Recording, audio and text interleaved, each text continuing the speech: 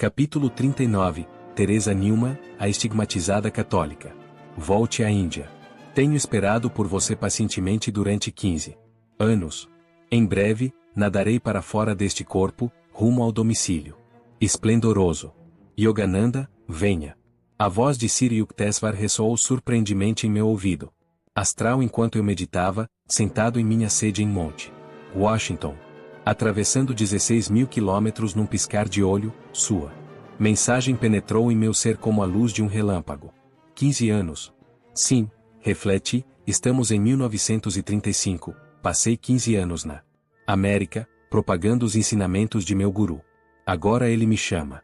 Algumas horas depois, descrevi minha experiência a um querido amigo, o Sr. James J. Lin, seu desenvolvimento espiritual, pela prática diária de Kriya Yoga, tem sido tão notável que eu o chamo, com frequência, de Santo Lin. Nele e em vários outros discípulos ocidentais, vejo com felicidade cumprir-se a profecia de Babaji de que também o Ocidente produziria santos de autêntica percepção de Deus, através da antiga senda de Yoga. O Sr. Lin insistiu generosamente em doar o necessário para minha viagem. Assim resolvido o problema financeiro, fiz os planos de embarque para a Índia, via Europa. Em março de 1935, registrei Self-Realization Fellowship, SRF, segundo as leis do Estado da Califórnia, como organização não sectária e não lucrativa, destinada a existir perpetuamente.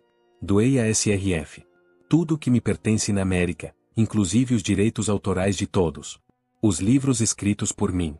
SRF sustenta-se com a venda de minhas obras e com doações de seus membros e do público, à semelhança da maioria das instituições educacionais e religiosas. Eu voltarei, disse a meus estudantes. Jamais esquecerei a América. Durante o banquete de despedida que amigos queridos me ofereceram em Los Angeles, fitei-lhes demoradamente os semblantes e pensei: agradecido, Senhor, a quem se lembra de ti como único doador, nunca faltará a doçura da amizade entre os mortais. Parti de Nova York em 9 de junho de 1935, no vapor Europa. 2. Estudantes me acompanhavam, meu secretária, o Sr. C. Richard Urai, e uma dama de meia-idade, a Sorta, Eti Bletia, de Cincinnati. Desfrutamos dias de paz oceânica, em bem-vindo contraste com as semanas anteriores de pressa e trabalhos. Nosso período de descanso foi curto. A velocidade dos navios modernos tem seus aspectos lamentáveis. Como qualquer outro grupo de turistas curiosos, caminhamos pela antiga e enorme cidade de Londres. No dia seguinte à minha chegada, convidaram-me a falar a uma grande assistência em Caston Hall, sendo apresentado aos ouvintes londrinos por Sir Francis August Band. Nosso grupo passou um dia agradável como hóspede de Sir Harry Lauder em sua propriedade rural da Escócia. Alguns dias mais tarde, nossa pequena comitiva cruzou o Canal da Mancha para o continente, pois eu desejava fazer uma peregrinação à Baviera. Senti que esta seria a única oportunidade de visitar a grande mística católica Teresa Newman, de Konnersreuth. Eu lera, há anos atrás, um admirável relato sobre Teresa. O artigo trazia os seguintes informes. Teresa, nascida na Sexta-feira da Paixão, em 1898, feriu-se num acidente aos 20 anos, ficou cega e paralítica. 2. Recuperou a vista milagrosamente em 1923 por meio de preces a Santa Teresinha do Menino Jesus, a Florzinha. Mais tarde, as pernas de Teresa Newman foram curadas instantaneamente. 3. A partir de 1923, Teresa absteve-se completamente de alimentos e bebidas, exceto a ingestão diária de uma pequena hóstia consagrada. 4. Estigmas, chagas sagradas de Cristo, apareceram na cabeça, peito, mãos e pés de Teresa, em 1926. Todas as sextas-feiras 329, ela revive a paixão de Cristo, padecendo em seu próprio corpo as históricas agonias de Jesus. 5. Conhecendo apenas o simples idioma germânico de sua aldeia. Durante os transes de sexta-feira, Teresa pronuncia frases que os eruditos identificaram como aramaico antigo. Em certas etapas de sua visão, ela fala hebraico ou grego. 6. Com permissão eclesiástica, Teresa submeteu-se diversas vezes à rigorosa observação científica. O Dr. Fritz Gerli, redator de um jornal protestante alemão, foi a Konnersreuth para desmascarar a fraude católica, mas terminou por escrever reverentemente a biografia de Teresa. Como sempre, fosse no Oriente ou no Ocidente, eu estava ansioso por encontrar uma santa. Regozijei-me quando nosso pequeno grupo entrou, em 16 de julho, na curiosa aldeia de Konnersreuth. Os camponeses bávaros demonstraram vivo interesse por nosso automóvel Ford, trazido da América. E seus ocupantes tão diversos, um jovem norte-americano, uma senhora idosa e um oriental de pele azeitonada, com longos cabelos escondidos sob a gola do paletó. A casinha de Teresa, limpa e arrumada, com gerânios florescendo junto a um poço primitivo, estava, aí, silenciosamente fechada. Os vizinhos, e até o carteiro da povoação, que por ali passava, não nos puderam dar qualquer informação. A chuva começou a cair, meus companheiros sugeriram que partíssemos. Não, disse eu, obstinado. Permanecerei aqui até achar algum indício que me leve a Teresa. 2 horas mais tarde, estávamos ainda sentados em nosso carro, sob pesada chuva. Suspirei, queixoso: Senhor, por que tu me conduziste até aqui, se ela desapareceu? Um homem que falava inglês parou ao nosso lado e ofereceu-nos ajuda, cortesmente. Não sei com certeza onde Teresa está, disse ele, mas ela costuma visitar a casa do professor Franz Wutz, que ensina línguas estrangeiras na Universidade de Eichstätt, a cerca de 130 quilômetros daqui. Na manhã seguinte, nosso grupo prosseguiu de automóvel até a quieta cidade de Eichstätt.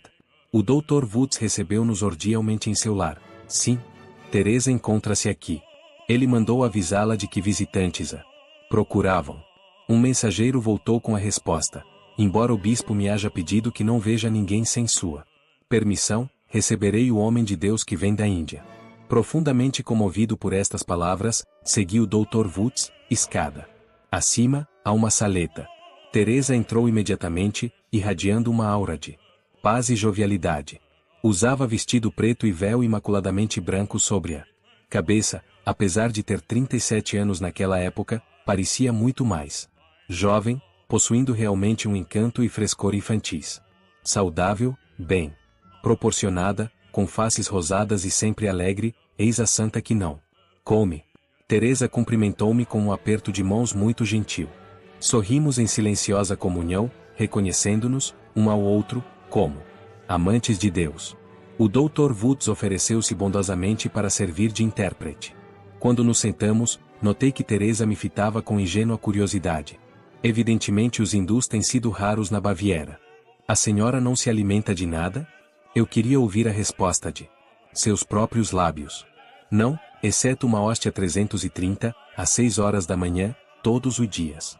De que tamanho é a hóstia? Tem a espessura do papel e o tamanho de uma pequena moeda. Ela acrescentou: tomo-a por motivos sacramentais, se não está consagrada, sou incapaz de ingeri-la. Mas a senhora certamente não podia viver apenas disso, durante 12 anos inteiros, vivo da luz de Deus. Que simples a sua resposta, Einsteiniana. Compreendo, sabe que a energia flui para o interior de seu corpo, proveniente do éter, do sol e do ar. Um rápido sorriso iluminou-lhe a face. Sinto-me muito feliz por compreender de que modo eu vivo. Sua sagrada vida é uma demonstração diária da verdade proclamada por Cristo. Não só de pão viverá o homem, mas de toda palavra que sai da boca de Deus. 3:3:1. De novo, ela evidenciou alegria ao ouvir minha explicação. Assim é, de fato. Uma das razões por que estou na Terra atualmente é para provar que o homem pode viver da luz invisível de Deus, e não apenas de alimento. Pode ensinar outros a viverem sem alimento? Ela pareceu um pouquinho chocada. Não posso fazer isso, Deus não o quer. Quando meu olhar recaiu em suas mãos fortes e graciosas, Teresa mostrou-me uma chaga quadrada, recém-cicatrizada, nas costas de cada mão. Em cada palma, ela assinalou uma chaga menor, recém-cicatrizada, em forma de lua crescente. Cada chaga transpassava completamente a mão. Isto me trouxe recordação clara de grandes pregos de ferro, quadrados, com extremidade em forma de meia-lua, ainda usados no Oriente, mas que não me lembro de ter visto no Ocidente. A santa contou-me algo de seus transes semanais, como observar Vadora em defesa, assisto integralmente a Paixão de Cristo. Cada semana, de quinta-feira à noite até sexta-feira 1 hora da tarde, suas chagas abrem e sangram, ela perde 4,5 kg de seu peso habitual de cerca de 55. Sofrendo intensamente em seu piedoso amor, Teresa espera, entretanto, com alegria, estas visões semanais de seu Senhor. Compreendi imediatamente que Deus planejou a estranha existência de Teresa para reassegurar a todos os cristãos a autenticidade histórica da vida e da crucificação de Jesus, conforme relatam os evangelhos, e para demonstrar dramaticamente o laço sempre vivo entre o mestre da Galileia e seus devotos. O professor Woods contou algumas de suas experiências com a santa. Um grupo de amigos, incluindo Teresa, costuma excursionar durante vários dias para conhecer regiões diferentes da Alemanha, disse-me ele. Verifica-se notável contraste. Teresa de nada se alimenta, todos os outros fazem 3 refeições por dia. Ela parece uma tosa recém-aberta, imune à fadiga.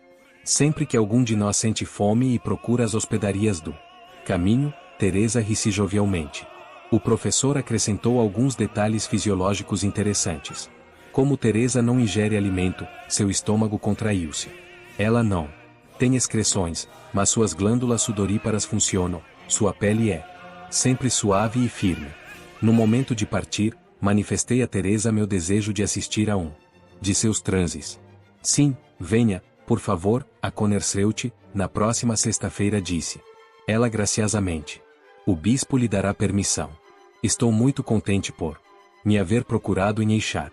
Teresa apertou-me as mãos, gentilmente, várias vezes, e acompanhou nosso grupo até o portão. O Sr. Urai ligou o rádio do automóvel, a santa examinou-o com risinhos entusiásticos. Juntou-se um número tão grande de crianças e jovens interessados que Teresa se retirou para o interior da casa. Reapareceu numa das janelas, donde nos observava, atenta, infantilmente, acenando com a mão. Que a santa dorme apenas 1 ou 2 horas por noite soubemos por uma conversa, no dia seguinte, com 2 irmãos de Teresa, muito bondosos e amigos. A despeito das diversas chagas em seu corpo, ela é ativa e eficiente. Ama os pássaros, cuida de um aquário de peixes, e trabalha frequentemente em seu jardim. Sua correspondência é grande, os devotos católicos lhe pedem orações e bênçãos para a cura. Muitos a procuraram, sendo por ela curados de enfermidades graves. Seu irmão Ferdinando, com aproximadamente 23 anos de idade, explicou que Teresa tem o poder, através da prece, de transferir males alheios para seu próprio corpo, onde, então, os resgata. A abstinência da santa em relação ao alimento data da época em que ela rezava para que a moléstia da garganta de um jovem de sua paróquia, então se preparando para ingressar no sacerdócio, fosse transferida para a sua. Na tarde de quinta-feira, nosso grupo dirigiu-se à casa do bispo, o qual fitou meus flutuantes cabelos com alguma surpresa. Ele redigiu prontamente a permissão necessária. Não havia pagamento a fazer, o regulamento criado pela igreja destina-se apenas a proteger Teresa da avalanche de turistas fortuitos que, em anos anteriores, se precipitavam aos milhares em Connersreuth, às sextas-feiras. Chegamos à aldeia, na sexta-feira, aproximadamente às 9:30 da manhã. Notei que a casinha de Teresa possui uma claraboia extensa, para permitir, à santa, abundante luz. Agradou-nos ver a residência com as portas não mais fechadas, porém totalmente abertas, em hospitaleira acolhida. Entramos em uma fila de cerca de 20 visitantes, já de posse cada um, da necessária permissão. Muitos tinham vindo de grandes distâncias para assistir ao transe místico. Teresa fora aprovada no primeiro teste a que eu a submetera, em casa do professor. Demonstrara seu conhecimento intuitivo de que eu a desejava ver por motivos espirituais e não para satisfazer uma curiosidade passageira. Meu segundo teste ia prender-se ao fato de eu ter me colocado, pouco antes de subir as escadas para o seu aposento, em estado de transe e yogya, fim de manter com ela uma relação de telepatia e de televisão. Penetrei no quarto repleto de visitantes. Ela se encontrava deitada no leito, vestindo um traje branco. Com o Sr. Urai logo atrás de mim, detive-me assim que transpus o limiar, intimidado ante um espetáculo dos mais estranhos e espantosos.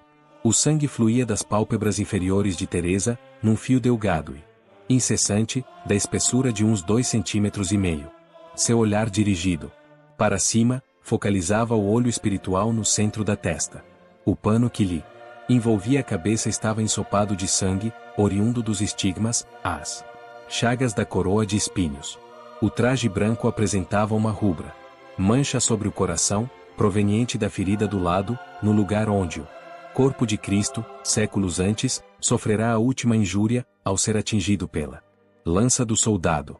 As mãos da santa estendiam-se em gesto maternal, suplicante. Sua face tinha uma expressão simultaneamente torturada e divina. Teresa parecia mais delgada e apresentava mudanças sutis, tanto internas como externas. Murmurando palavras de uma língua estrangeira, falava com lábios ligeiramente trêmulos a pessoas que eram visíveis ao seu olhar superconsciente. Como eu me pusera em estado de sintonizar com ela, comecei a ver as cenas de sua visão. Ela observava Jesus, enquanto ele carregava o madeiro da cruz entre os escárnios da multidão 332. Subitamente, ela ergueu a cabeça, consternada, o Senhor tombara sob o peso cruel. A visão sumiu. Exausta em sua fervorosa piedade, Teresa caiu pesadamente sobre o travesseiro. Neste momento, ouvi um baque forte atrás de mim. Voltando a cabeça. Durante um segundo, vi 2 homens carregarem para fora um corpo inanimado. Mas, por estar saindo do profundo estado superconsciente, não reconheci imediatamente a pessoa que havia caído. Fixei outra vez o olhar no rosto de Teresa, mortalmente pálido sob os filetes de sangue, mas agora tranquilo, irradiando pureza e santidade. Pouco depois olhei para trás de mim e vi o Sr. Urai de pé, com a mão sobre a face manchada de sangue. Dick, perguntei, ansioso, quem caiu? Você? Sim, desmaiei com pavoroso espetáculo. Bem, disse-lhe eu, para consolá-lo, você tem a coragem de voltar e presenciar outra vez o espetáculo. Lembrando-nos da paciente fila de peregrinos, o Sr. Urai e eu silenciosamente nos curvamos em adeus a Teresa e nos afastamos de sua sagrada presença 333. No dia seguinte, nosso pequeno grupo prosseguiu de automóvel em direção ao sul, agradecido por não precisar depender de trens, podendo, ao contrário, parar nosso Ford onde quiséssemos, ao longo da paisagem rural. Desfrutamos cada minuto de nossa viagem através da Alemanha, Holanda, França e Alpes suíços. Na Itália, fizemos uma excursão especial a Assis, em homenagem ao apóstolo da humanidade, São Francisco.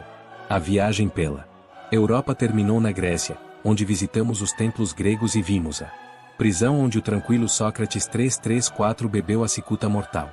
Desperta plena admiração à arte com que os antigos gregos, em todo o país, esculpiram em alabastro as obras de sua imaginação. Tomamos o navio para cruzar o Mediterrâneo ensolarado e desembarcarmos na Palestina. Percorrendo durante dias a Terra Santa, mais do que nunca me convenci do valor da peregrinação.